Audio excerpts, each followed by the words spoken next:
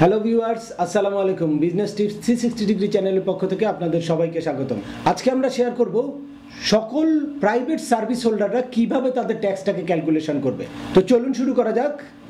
তার আগে বলে নিচ্ছি, যারা আমাদের চ্যানেলে নতুন বা এখনও আমাদের চ্যানেলটি সাবস্ক্রাইব করেননি, please hit the subscribe button.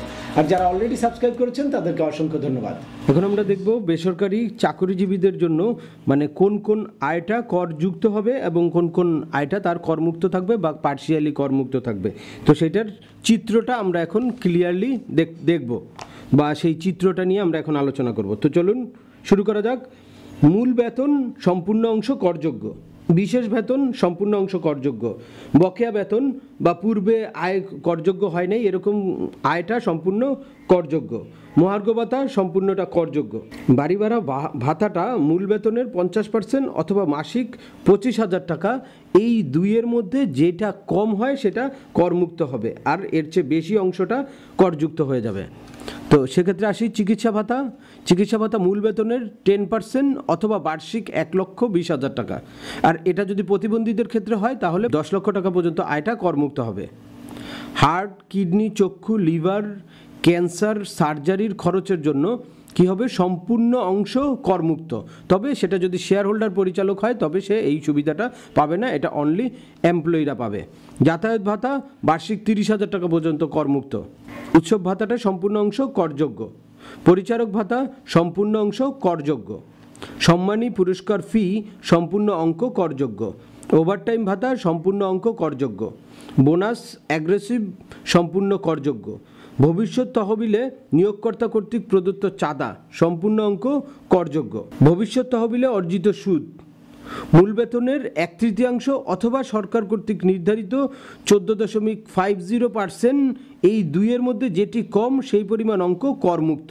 যানবাহন সুবিধার জন্য বিবেচিত আয় যদি করদাতা ব্যক্তিগত ব্যবহারের জন্য নিয়োগকর্তার নিকট থেকে গাড়ি পান তাহলে মূল বেতনের 5% বা বার্ষিক 60,000 টাকা, এই দুইয়ের মধ্যে যেটি বেশি সেটি সরাসরি নিট করযোগ্য আয় হিসেবে বিবেচনা হবে।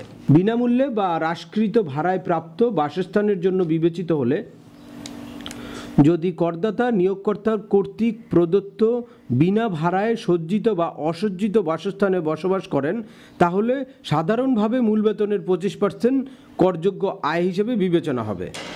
যদি করদাতা নিয়োগকর্তা থেকে হ্রাসকৃত ভাড়ায় সজ্জিত বা অসজ্জিত বাসস্থান প্রাপ্ত হয় সেক্ষেত্রে সাধারণভাবে মূল বেতনের 25% হতে প্রকৃত পরিশোধ ভাড়া বাদ দিয়ে পার্থক্যটা করযোগ্য আয় হিসেবে গণ্য হবে। এখন আসি অন্যান্য আয় যদি থাকে। অন্যান্য আয় যদি থাকে নিয়োগকর্তা কর্তৃক প্রদত্ত বাসস্থান, দারোয়ান, মালি, বাবুর্চি কিংবা কোনো সুবিধা পেয়ে থাকেন তবে প্রাপ্ত সুবিধার সমপরিমাণ আর্থিক মূল্য করযোগ্য আয় হিসেবে বিবেচনায় আনতে হবে। ছুটি নগদায়ন সম্পূর্ণ অঙ্ক করযোগ্য। গ্র্যাচুইটি 2,50,00,000 টাকার অতিরিক্ত অঙ্কটা করযোগ্য।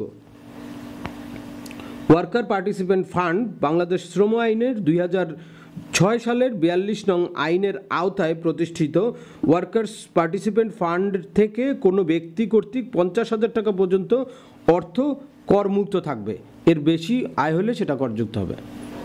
এখন আমরা একটু মূল ফর্মে দেখব, মূল ফর্মে আমরা কিভাবে এন্ট্রিগুলো করব। তো চলুন, আপনাদের জন্য আমি নামিয়ে রেখেছি একটা ফর্ম।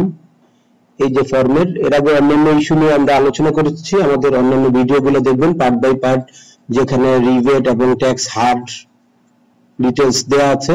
তো আমরা সেগুলো নিয়ে এখন আলোচনায় যাব না, জাস্ট স্যালারির ইনকামটা নিয়ে আলোচনা করব।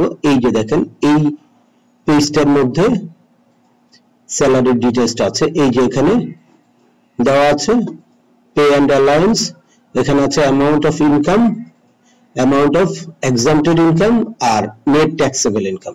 এই হচ্ছে মূল ফর্মটা। তো এই ফর্মটার মধ্যে আপনি প্রত্যেকটা জিনিস লাইক বেসিক পে বা বেসিক স্যালারিটা আপনি এখানে অ্যামাউন্ট অফ ইনকামের জায়গায় পুরোটা বসালেন, সাথে সাথে আপনি এখানে ট্যাক্সেবল, যেহেতু আগের স্ল্যাবগুলোতে আপনি দেখেছেন যে কোনটা ট্যাক্সেবল আর কোনটা নন ট্যাক্সেবল, কোনটা পার্শিয়াল ট্যাক্সেবল, তো সেইভাবে ক্যালকুলেশন করে এই অ্যামাউন্টগুলো এখানে বসাতে হবে। যেটা ট্যাক্সেবল সেটা হলো এখানে বসাবেন, আর যেটা লাইক এখানে আপনার হাউস রেন্ট অ্যালাউন্স, এই যে হাউস রেন্ট অ্যালাউন্সের পুরোটা এখানে বসাবেন, তারপরে এখানে যখন বসাবেন আর এটা ট্যাক্সেবল যদি 50% টোটাল স্যালারির 50% বা 25,000 টাকার মধ্যে থাকে মান্থলি, তাহলে আপনার সম্পূর্ণ টাকাটাই হবে করমুক্ত।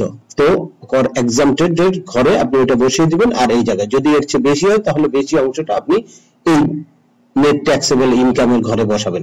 তো এভাবে প্রত্যেকটা ফিগার আউট করে দেন আপনি এই জায়গায় টোটালটা ক্যালকুলেশন করলে আপনি বুঝবেন কোন টাকাটার উপরে আপনার ট্যাক্স আসতেছে, মানে অর্থাৎ ট্যাক্সেবল ইনকাম। তো এই টাকাটা হবে আপনার এই ঘরের নিচের যোগফলটা হবে আপনার ট্যাক্সেবল ইনকাম, আর এই ঘরের যোগফলটা হবে ট্যাক্স এক্সাম্পটেড ইনকাম। এখন এই ফিগারগুলো কোথায় যাবে? এই যে দেখেন আমরা যেই শীটটার মধ্যে এই যে এইখানে ইনকাম গুলো রিফ্লেকশন দেখাই, তো সেই জায়গায় এই যে স্যালারির এই জায়গায় হচ্ছে আপনার নেট ট্যাক্সেবল ইনকামটা এই জায়গায় আসবে, আর এই যে এক্সাম্পট ইনকামের একটা ক্লোজ আছে, এই যে আপনার এখানে আছে tax exempted and tax free income. Tax free ইনকামটা এখানে যাবে, তো ওইটার উপরে আপনার ট্যাক্স হবে, এটার উপরে ট্যাক্স হবে না। এট দ্য সেম টাইম আরেকটা জায়গায় এটা রিফ্লেকশন হবে, সেটা লাস্ট দেখে আমি এই ভিডিওটা শেষ করব।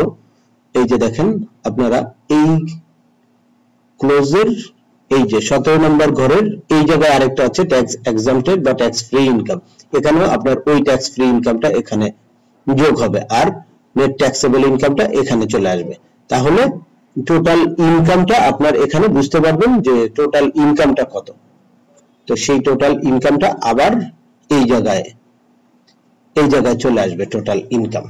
ইনকামের একটা ক্লোজ আছে, এই যে আপনার এখানে আছে tax exempted and tax free income. Tax free ইনকামটা এখানে যাবে, তো ওইটার উপরে আপনার ট্যাক্স হবে, এটার উপরে ট্যাক্স হবে না। এট দ্য সেম টাইম আরেকটা জায়গায় এটা রিফ্লেকশন হবে, সেটা লাস্ট দেখে আমি এই ভিডিওটা শেষ করব। এই যে দেখেন আপনারা এই ক্লোজের এই যে 17 নম্বর ঘরের এই জায়গায় আরেকটা আছে ট্যাক্স এক্সাম্পটেড বা ট্যাক্স ফ্রি ইনকাম, এখানেও আপনার ওই ট্যাক্স ফ্রি ইনকামটা এখানে যোগ হবে, আর নেট ট্যাক্সেবল ইনকামটা এখানে চলে আসবে। তাহলে টোটাল ইনকামটা আপনার এখানে বুঝতে পারবেন যে টোটাল ইনকামটা কত। তো সেই টোটাল ইনকামটা আবার এই জায়গায় চলে আসবে টোটাল ইনকাম। তো আশা করি এই ভিডিও থেকে আপনারা সকল সার্ভিস হোল্ডাররা জেনে গেছেন যে আপনাদের ট্যাক্সটা কিভাবে ক্যালকুলেশন করবেন। এরপরেও আপনাদের যদি ট্যাক্স ক্যালকুলেশনের ব্যাপারে কোনো রকম কোনো প্রশ্ন থাকে অবশ্যই আমাদের কমেন্টস করে জানাবেন, আমরা আপনাদের প্রত্যেকটা কমেন্টসের রিপ্লাই করবো ইনশাআল্লাহ। আর যদি ভিডিওটি ভালো লেগে থাকে তাহলে লাইক দিয়ে বন্ধুদের মাঝে শেয়ার করে দিবেন যাদের এই ইনফরমেশনটা অত্যন্ত প্রয়োজন। আবার দেখা হবে নতুন কোনো গুরুত্বপূর্ণ টপিকস নিয়ে, সে পর্যন্ত সবাই ভালো থাকুন, সুস্থ থাকুন, বিজনেস টিপস 360 ডিগ্রি চ্যানেলের সাথে থাকুন। আল্লাহ হাফেজ।